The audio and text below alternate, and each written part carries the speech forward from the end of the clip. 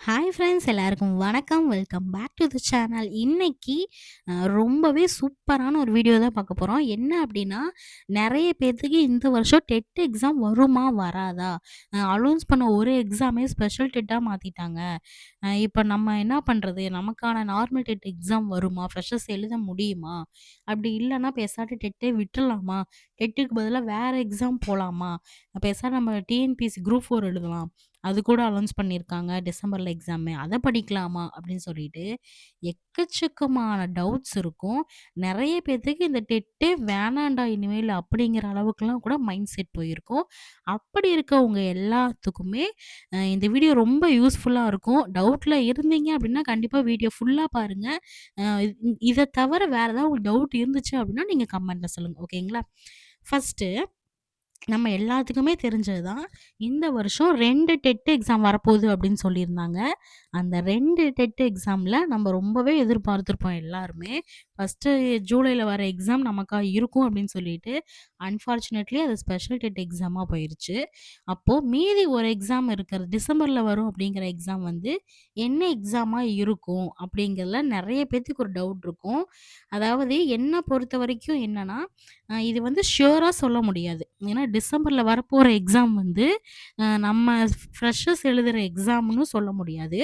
இல்ல already exam எழுதி அந்த டெட் பாஸ் பண்ணி வச்சிருக்கவங்களுக்கான போஸ்டிங் எக்ஸாமா அப்படிங்கிறதையும் நம்ம சொல்ல முடியாது. ஸோ டிசம்பர்ல வர்ற எக்ஸாம் வந்து நமக்கு எப்படின்னா, ஒரு மே மந்த் ஒரு ஜூலையே வச்சுக்கலாமே. ஒரு ஜூலை வந்தா தான் கன்ஃபார்மா தெரியும். டிசம்பர்ல வர எக்ஸாம் ஃப்ரெஷர்ஸ் எழுதலாமா அப்படின்னு சொல்லிட்டு. அதனால இன்னுமே வந்து இந்த இந்த கேள்விக்கான பதில் வந்து யாருக்குமே தெரியாது. நெறைய பேர் வியூஸ் ஏத்துறதுக்காக, இல்ல அவங்க அகாடமில ஸ்டூடண்ட்ஸ பிடிக்கிறதுக்காக வேணா, டிசம்பர்ல வர எக்ஸாம் கம்பல்சரி ஃப்ரெஷர்ஸ்க்கான எக்ஸாமு அப்படின்னு சொல்லலாம். ஆனா நான் வந்து ஃப்ராங்க்கா இப்போதைக்கு இருக்கிற ஒரு ஐடியா வச்சு நான் சொல்றேன். ஒரு ஆசிலேஷன் தான். இது எக்ஸாம்க்கான அதான் ஃப்ரெஷர்ஸ் எழுதுற எக்ஸாம்க்கான நோட்டிஃபிகேஷனா இருக்க போதான்னு தெரியல. இல்ல ஆல்ரெடி டெட் பாஸ் பண்ணவங்களுக்கான போஸ்டிங் எக்ஸாமாங்கிறது தெரியல. ஸோ அது ஒரு விஷயம். இன்னொன்னு நெறைய பேத்துக்கு இப்படி எக்ஸாம் மாத்தி மாத்தி போது. பேசாம இந்த டெட்டே விட்டுறலாமா? டீச்சரே வேணாம். வேற ஏதாவது ஒரு கவர்மெண்ட் எக்ஸாம் ஏதோ ஒரு எக்ஸாம் எழுதி கவர்மெண்ட் வேலைக்கு போனா போதும்டா, அப்படிங்கிறவங்களுக்கு நெறைய பேத்துக்கு மைண்ட் அந்த அளவுக்கு போயிருக்கும். டெஃபினெட்லி கண்டிப்பா போயிருக்கும். ஏன்னா எனக்கே மைண்ட் அப்படிதான் போயிருச்சு. ஆனா 2 நாளா நான் டெட் ரிலேட்டடா நான் எதுவுமே படிக்கல. ஸோ வீடியோவும் நான் போஸ்ட் பண்ணவே இல்ல. ஆனா இருந்தாலும் இந்த 2 நாள் நான் யோசிச்சேன். ஸோ இப்ப வந்து டெட் எக்ஸாம் வந்து வருமா? வராதாங்கிறது தெரியாது. ஆனா, குரூப் டிஎன்பிஎஸ்சி எக்ஸாம்ங்கிறது கன்ஃபார்ம் தெரியும். டிஎன்பிஎஸ்சில ரொம்ப ஈஸியா நம்ம அட்டெண்ட் பண்ணக்கூடியது எதுனா, குரூப் 4 எக்ஸாம் தான். ஏன்னா போன டைம் நான் குரூப் 4 அட்டெண்ட் பண்ணியிருக்கேன். உண்மையாவே ரொம்ப ரொம்ப ரொம்ப ஈஸியா இருந்துச்சு. வெறும் 20 மார்க்ல தான் நான் மிஸ் பண்ணேன். ஸோ எனக்கு என்ன தோணுச்சுன்னா, இப்ப குரூப் 4ங்கிறது கன்ஃபார்ம் மாத்த மாட்டாங்க. அது இந்த மாசத்துல இப்ப டிசம்பர்ல அலௌன்ஸ் பண்ணியிருக்காங்க அப்படின்னா, கம்பல்சரி டிசம்பர்ல வந்துரும். ஸோ அத வந்து மாத்தவே முடியாது. ஓகேங்களா? அப்ப என்ன பண்ண முடிவு பண்ணிட்டேன்னா, இப்போதைக்கு வந்து இந்த குரூப் எக்ஸாம மைண்ட்ல வச்சுட்டு படிக்கலாம் அப்படிங்கிற ஒரு எண்ணத்துல இருக்கேன்.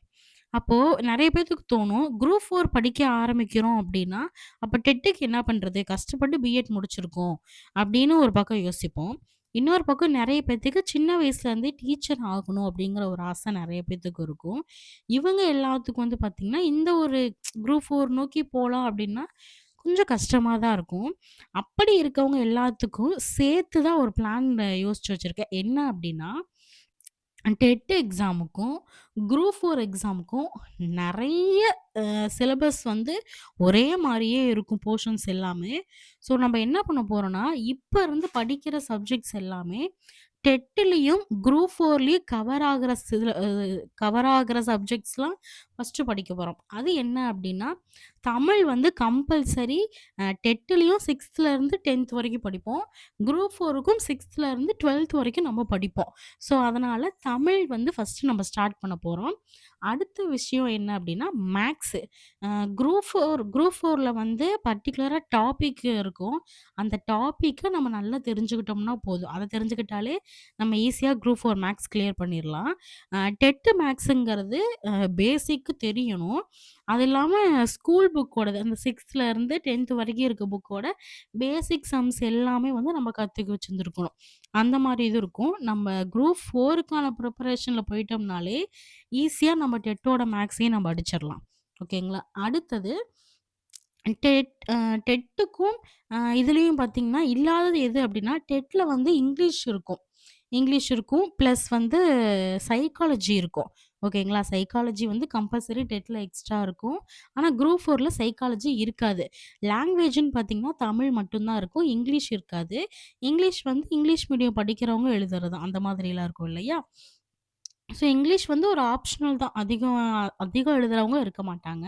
ஸோ கம்பல்சரி தமிழ் எழுதணும். அப்ப நம்ம என்ன பண்ண போறோம்னா, ஃபர்ஸ்ட்டு ஒரு 3 மாசத்துக்குள்ள 6த்துல இருந்து 10th வரைக்கும் இருக்க தமிழ் புக்கெல்லாம் நம்ம முடிச்சிற போறோம். அதுக்கடுத்து என்ன பண்ண போறோம்னா, மேக்ஸ முடிக்க போறோம். அதாவது மேக்ஸ் வந்து குரூப் 4 டாபிக்கான மேக்ஸா முடிக்க போறோம். அந்த மேக்ஸ் முடிச்சிரலாம். அடுத்தது பார்த்தீங்கன்னா, அ டெட்டு அதாவது இத நம்ம ப்ரிப்பேர் பண்ணோம்னாலே, அ எவ்வளோனா ஒரு 4 மாசம் ஆயிரும். ஏன்னா 3 மாசம் நம்ம தமிழ் முடிச்சுட்டு, அடுத்து 1 மந்த் நம்ம மேக்ஸ் பார்த்தோம்னாலே 4 மந்த் ஆயிரும் இல்லையா? இப்ப இருந்து ஒரு 4 மந்த்னா கணக்கு வச்சுக்கோங்க. ஜூன், ஜூலை வந்துரும். கம்பல்சரி இந்த ஜூன், ஜூலைலலாம் வந்து நமக்கு குரூப் 4 வருதா, டெட் வருதா அப்படிங்கிறது தெரிஞ்சிரும். அப்போதைக்கு நமக்கு எது வருதுங்கிறது கன்ஃபார்மா தெரியுதோ, ஒருவேள டெட் கம்பல்சரி வருது அப்படின்னு தெரிஞ்சதுன்னா, நீங்க சோசியல் மேஜரா இருந்தா சோசியல கான்சன்ட்ரேட் பண்ணி படிங்க. இல்ல சயன்ஸ் மேஜரா இருந்தீங்கன்னா, சயன்ஸ கான்சன்ட்ரேட் பண்ணி படிங்க. அப்படி ஒரு வேள டெட் அலோன்ஸ் பண்ணல, இது வந்து ஒரு போஸ்டிங் எக்ஸாம் தான் அலோன்ஸ் பண்ணிட்டாங்க அப்படின்னு தோணுச்சு அப்படின்னா, குரூப் 4க்கு நீங்க படிக்க ஆரம்பிங்க. ஏன்னா நம்ம டெட் எக்ஸாம் வருமா வருமா நம்ம கற்பனை பண்ணி வெயிட் பண்ணிட்டு இருக்கிறதுக்கு, இப்போதைக்கு கரண்ட்ல வர எக்ஸாம நம்ம அட்டெண்ட் பண்ணி கிளியர் பண்ணோம்னா, ஒரு வேள நமக்கு வேலை கிடைக்க வாய்ப்புகள் இருக்கு அப்படின்னா கிடைக்கும். இன்னொன்னு நம்ம இதுக்கு ப்ரிப்பேர் ஆகுறப்ப, நமக்கு படிச்ச விஷயங்கள்லாம் மறக்காது. நம்ம படிச்சுட்டே இருக்கனால, அடுத்த எக்ஸாம் வந்துச்சுன்னா, இன்னும் ஈஸியா நம்ம அத அட்டெண்ட் பண்ண முடியும். ஸோ, ஒரு பிராக்டிஸாவும் நீங்க எடுத்துக்கலாம். குரூப் 4ல நீங்க செலக்ட் ஆனாலும் உங்களுக்கு ஒரே எக்ஸாம் தான். செலக்ட் ஆனீங்கன்னா, அழகா போஸ்டிங்க நீங்க ஃப்ரீயா இருக்கலாம். அதுக்கப்புறம் உங்களுக்கு இல்ல இன்னும் டீச்சர் ஆகணும் அப்படின்னு தோணுச்சு அப்படின்னா, அதுக்கப்புறம் எக்ஸாம் வர்றத நீங்க ஒர்க்ல இருந்துட்டே நீங்க அட்டெண்ட் பண்ணலாம். ஸோ, இதுதான் என்னோட சஜெக்ஷன். நான் வந்து இப்ப இதுதான் பிளான் பண்ணியிருக்கேன். ஃபர்ஸ்ட்டு 3 மாசத்துல தமிழ் ஃபுல்லா முடிக்க போறேன். அடுத்து 1 மந்த்ல மேத்ஸ் முடிக்க போறேன். அதுக்கப்புறம் டெட்டா, குரூப் 4ஆன்னு நான் இது கன்சிடர் பண்ணிட்டு, குரூப் 4ஆ இருந்துச்சு அப்டின்னா, இதெல்லாம் சோஷியல் ஃபுல்லா படிக்க போறேன். அதே எனக்கு டெட்டு தான் அப்டின்னா, நான் சயன்ஸ் ஃபுல்லா ஃபோக்கஸ் பண்ணி படிக்க போறேன். ஏன்னா நான் வந்து மேத்ஸ், சயன்ஸ் மேஜர் அப்டிங்கிறனால, டெட்ல வந்து நான் சயன்ஸ் தான் எழுதுவேன். அதனால நான் சயன்ஸ் கான்சன்ட்ரேட் பண்ணி படிக்கிறேன். நீங்களும் ஜூன், ஜூலைக்கு அப்புறம் டெட்டு தான் அப்டின்னு சொல்லி ஃபிக்ஸ் ஆயிட்டீங்க அப்டின்னா, உங்க மேஜர் என்னவோ அந்த சப்ஜெக்ட்ட படிங்க. அப்டி நம்ம நெனச்ச மாரி டெட்டு வரல அப்டின்னு தோணுச்சு அப்டின்னா, நம்ம குரூப் 4க்கான சோஷியல் வந்து படிக்க ஆரம்பிச்சிரலாம்.